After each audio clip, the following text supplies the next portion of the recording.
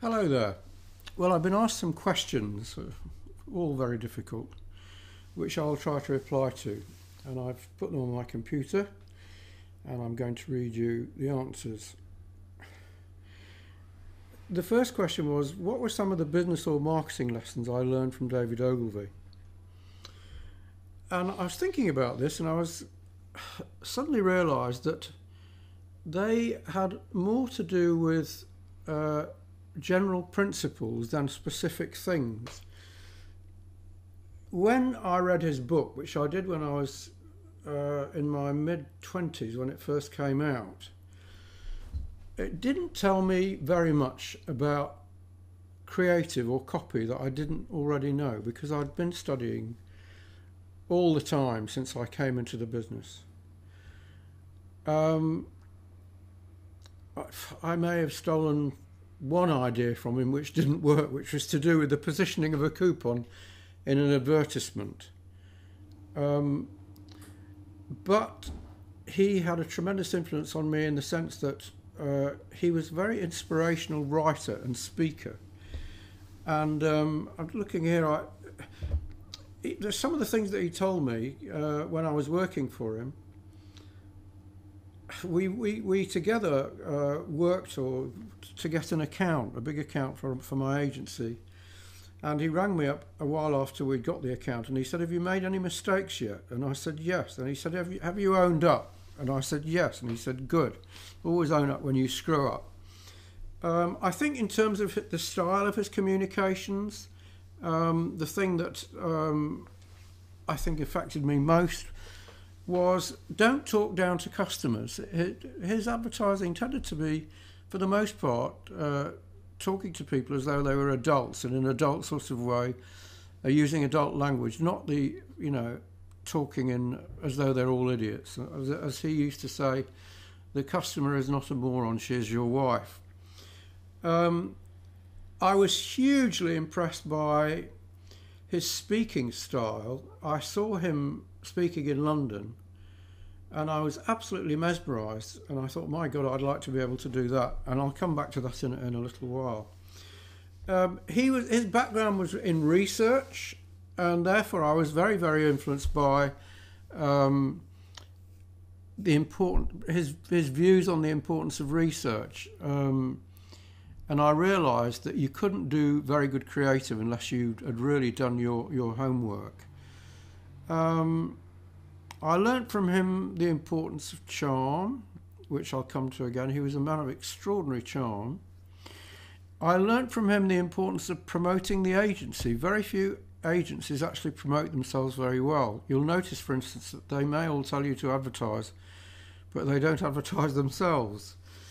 And he taught me that we should have principles which we should inculcate into everybody in our agency. And one of the reasons why my agency was bought by Ogilvy and Mather back in 1985 was that the principles that we sort of tried to inculcate in our agency were precisely Ogilvy principles, which is no wonder because I'd been so influenced by what I'd read of him. And in fact, I think our agency was much more genuinely an Ogilvy agency than the Ogilvy agency was. That's another subject. The next question that I've been asked is, what are the main factors that determine the success or failure of a direct marketing campaign? Well, people get them all wrong. It's the first thing I would say. I'm doing a number of speeches in Australia and elsewhere, and I'm going to give one of my favourite examples where I talk about upside down marketing. Marketers are more or less human beings, and they tend to do the things that they like to do rather than the things they ought to do. And what most people like doing is playing around with the creative. But in fact, the creative, which is very important, is the least important factor in success, in my view. The most important factor in success, and the thing you should spend your time spending more time on than anything else, is what you sell. Your product or service, and the positioning of that product or service, its character. Changes to the nature of what you sell improvements in what you sell or how you deliver it, improvements in the way you position it and the way in which you make it appeal to the sort of people you're trying to get to buy from you. They will make more difference than anything else. The next thing that will make most difference, which again is widely ignored by idiots, is testing and research. Research will not give you the answers to the question, will they buy this? But it will give you clues as to what's going through people's minds, what they think, what they know, what they don't know, what they believe, what they don't believe, and of course what they think will make them buy, which they really don't know. So it will give you a clue to what they're going to do, but only testing will tell you what's going to work and what isn't. I do not know today of any organisation that tests enough. An exception, I suspect, is Google. And one of the great things about Google AdWords is it forces you to test. It's a very, very great influence for good in that respect. So the least important thing is creative, but after testing, targeting, because even the dullest message sent to the right person will do better than the most brilliant message sent to the wrong person or at the wrong time. So targeting, that's the next most important thing. Next most important thing generally is incentives. Things that you give people if they will do what you want them to do, or that you say they're not going to get if they don't do what you want them to do. In other words, a positive incentive is I'll give you this free book.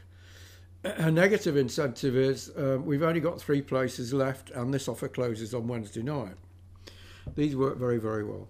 The least important thing, creative, but it's very, very hard to do good creative. You know, I've been at this game for 50 odd years, and I still very, very often, and when I'm confronted with the challenge of writing something, and this very morning I've been given 3 jobs to do in the next week, I'm immediately, actually I think 4 jobs, I immediately sink into the slough of despond and think I'll never be able to pull this one off. So creative, not the most important, but not very easy, and requires a lot of hard work.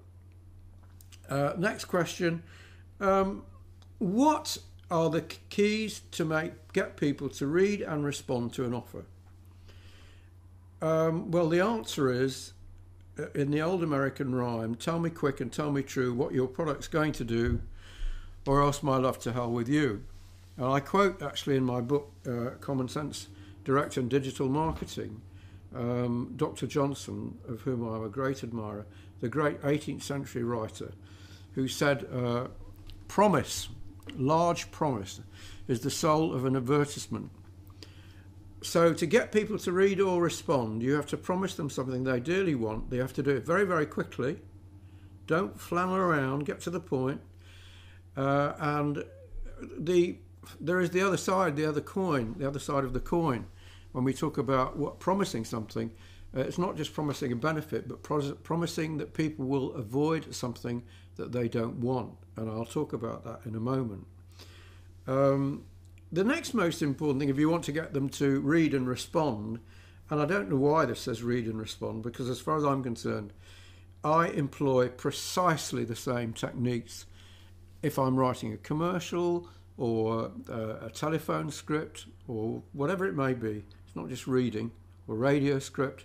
The principles are the same. Make it easy to read or understand, and make it easy to respond. I often quote the advice of George Orwell, the great novelist, on what makes things easy to read. And the rules he puts forward are pretty simple. Number 1, never use a long word when you can use a short one. Number 2, never use 2 words if you can use 1. Number 3, never use the passive voice when you can use the active voice. The passive voice is, say, in the Bible, it says Cain slew Abel. Cain killed Abel. that is shorter and more effective than saying Abel was slain by Cain. So that's positive versus negative.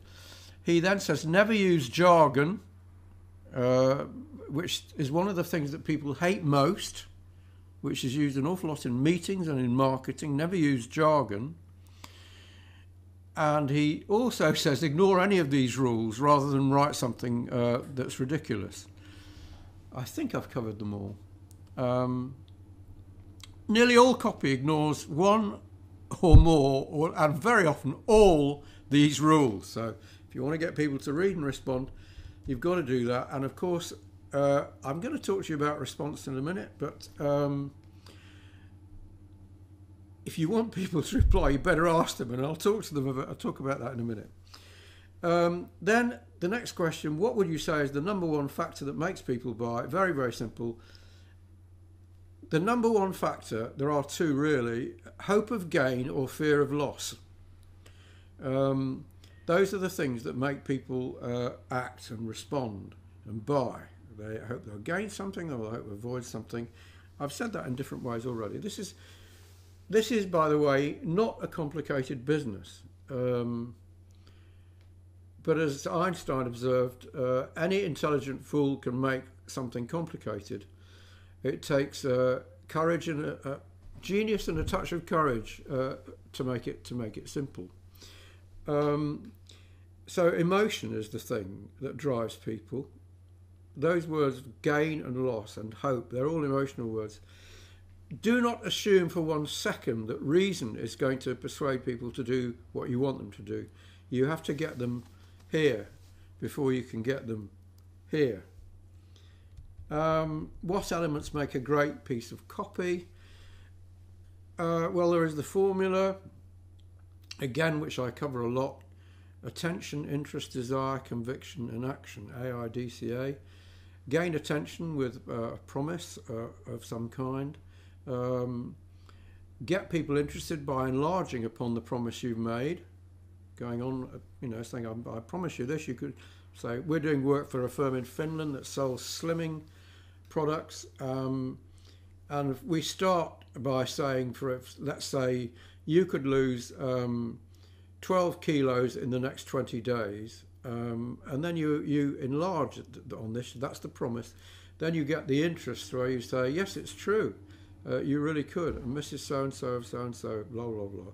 So that's attention, developing interest, then emotion, then desire. You have to create desire. Again, with the slimming people, wouldn't you like to get rid of that ugly flab that you hate? And then, of course, there is conviction. And again, I was writing copy for this client in Finland this morning, and I simply wrote the phrase, you probably find this hard to believe. And then I persuade, but Mrs. So-and-so of so-and-so and Mrs. So-and-so of so-and-so, that's how you get conviction. And then finally, action, going for action. You have to ask people to do something. And when I come to talk about where people fail, well, that's where very often they fail. Which brings me to the next question. What are some of the most common copywriting mistakes or failures you see? And the answer to it is failure to do all or any of the above things I've mentioned. That will screw you. Lack of research. Most copy that I see is inadequate because people haven't done their homework. You have to know everything about what you're selling and everything about the people that you're selling to. If you don't do that, you're lost. Too many unnecessary words. I talked about writing just now.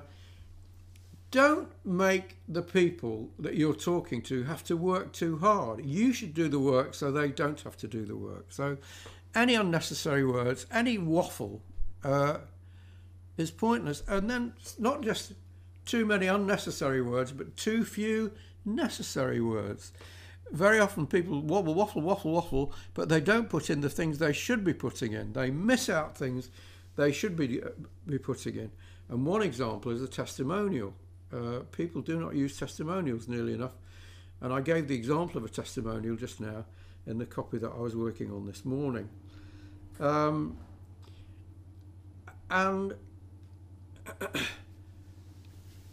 I think I've done that one. And the 7th question was, what are the 3 most important things a direct marketer must know about the customer or prospective customer? I would just like to say that this I don't like this a direct marketer must know. Any marketer must know. There is nothing peculiar about direct marketing that doesn't apply to every other kind of marketing. If you don't know as much as you can about your customer, how the hell do you expect to take money off them? So the 3 most important things to my mind, marketing is choice. Marketing is about choice.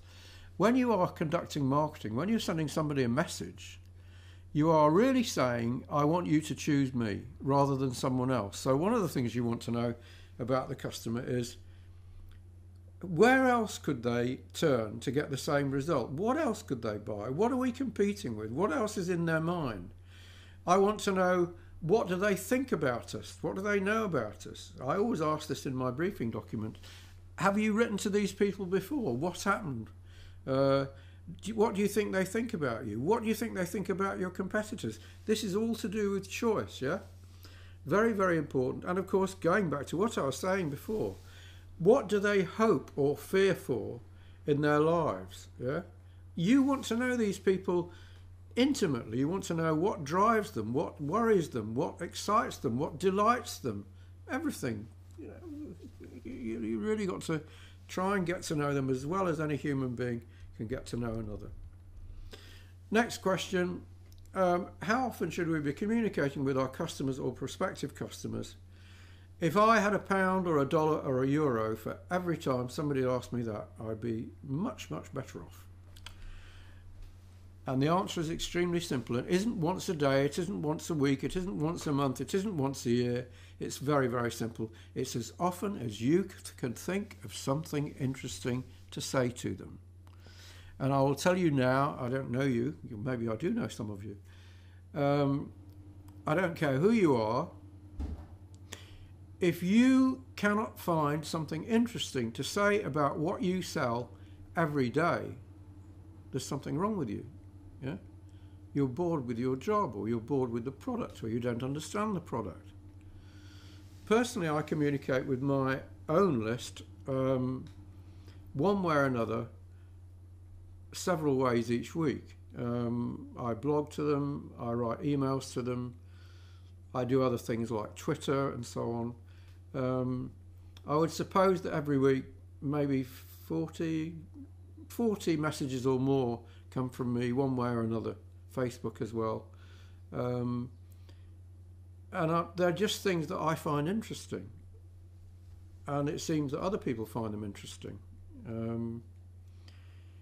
I find that I have had a lot of people writing to me, to be honest, hundreds, saying, you know, I'll read anything you write. And that's not because I'm a brilliant writer, it's because I spend quite a lot of time thinking about what might interest them that relates to anything I'm selling or anything I'm thinking about.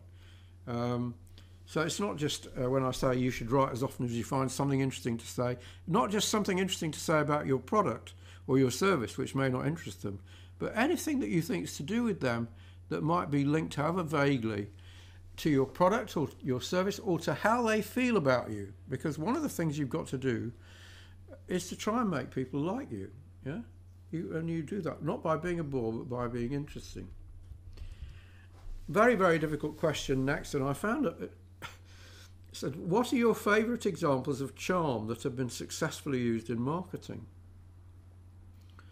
Well, there are quite a few. I think the Meerkat campaign, which has been running, had a certain amount of charm. There was a campaign for Budweiser in America which revolved around the phrase, "What's up?" That had a certain amount of charm. But I'll give you an example of something which you'll never have heard of unless you've seen me speak, and even then you may not have heard of it. And it was a mailing that was written by a friend of mine in the Netherlands. And it was sent out to people who own cats, and it was to sell cat food.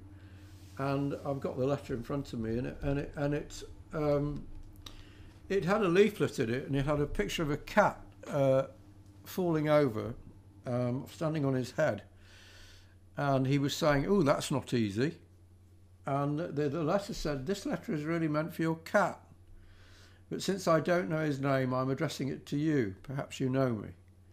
The name is Felix. I am the cat that made dancing a favourite sport amongst Dutch cats. You know, from television, from Ooh, that's terrific."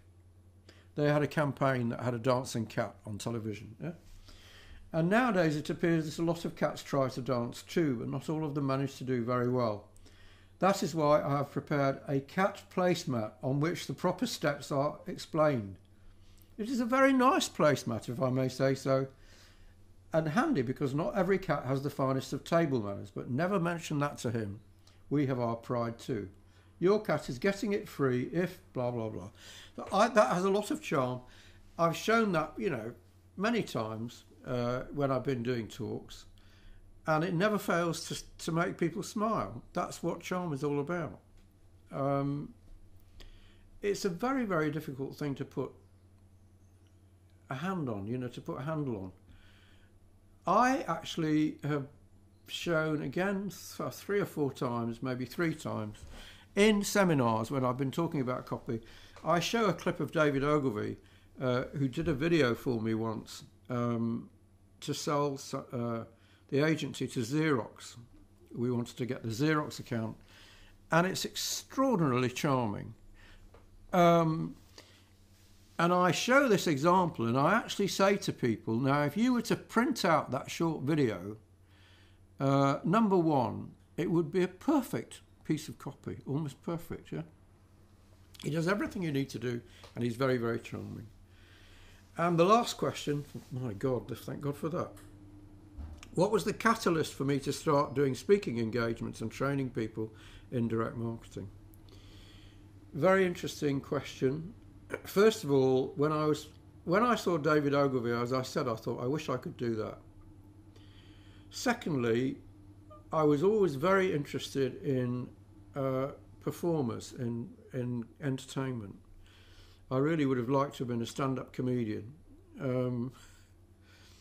I once saw the famous comedian Lenny Bruce, and he was extraordinary. And I went to bed that night and I couldn't sleep for thinking how wonderful it would be to be like that, which is probably not true because he killed himself. So I had this innate interest, and there's a big tradition of entertaining in my family. My father and 2 of my uncles and my grandfather all used to do a lot of performing on stage, and only amateur or semi-amateur, semi-professional. 2 of my daughters sing. One of my sons sings. This is proper singing for money. So there's a streak of the old show-off in our family. But when I was first asked to speak in 1977 to an audience of publishers, I was so frightened that I wanted to refuse, and my partners forced me to do it, and I had to dose myself with booze and tranquilizers to do it. And when I didn't realise the audience didn't actually kill me, I tried it again. I was still frightened, very, very frightened all the time, and still am quite frequently. So it was quite difficult. The catalyst was that I was asked. Why did I do it apart from the fact that I was asked? Because I realised that, at that time I had no money, my partners had no money.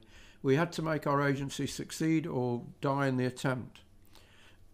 And I knew that to get publicity, we had to do these things. And I was a reasonably good speaker. And that was the same reason why we used to do house advertising for our agency when nobody else did, or hardly anybody else did. That was the reason why I used to write 5 articles a month for a very, very long time indeed. Off and on for about 20 years. I'll probably write more than that now if you call a blog an article. But I realised I had to publicise myself. I realised I had to get to be known as somebody who was an expert on the subject. So that was why I started speaking. Why did I start training? Because you can't do it all yourself. Yeah. So our agency grew incredibly fast. It took us 3.5 years to become the biggest direct marketing agency in Britain. It wasn't very big. It was a small business industry then, but we did it by relentless self-promotion, and speaking was one of the things. But one of the problems is if you're growing very, very fast, you're always hiring new people. And so I was very keen on training. They used to have breakfast with Drayton every week in the agency. And then American Express started asking me to do training, and then all sorts of other people did. And actually I discovered that I love to teach people. And I have to say, to end this torrent of stuff, that I'm quite proud of the training I've done. I was writing an email the other day, and I'm going through some of the people I'd trained. Steve Harrison, who's won more Caples Awards than anyone, Cannes Golden Lion Awards than anyone else in direct marketing. Chris Jones, who, when I asked 15 years ago, had already won 153 awards, I think it was, for art direction. There's David Nobe, who's the creative chairman of Droga 5, which is one of the hottest, if not the hottest, agency in Australia. There's another guy who's the creative director of Saatchi in Asia, and has been voted the best creative director in Asia. There are lots of them, and I'm proud of it. Oh, Rory Sutherland, who's apparently one of the 25 most influential media people in the world. They all started with me. But I'm an absolute pain in the arse to work for. So if you're looking at this, you've had a lucky escape.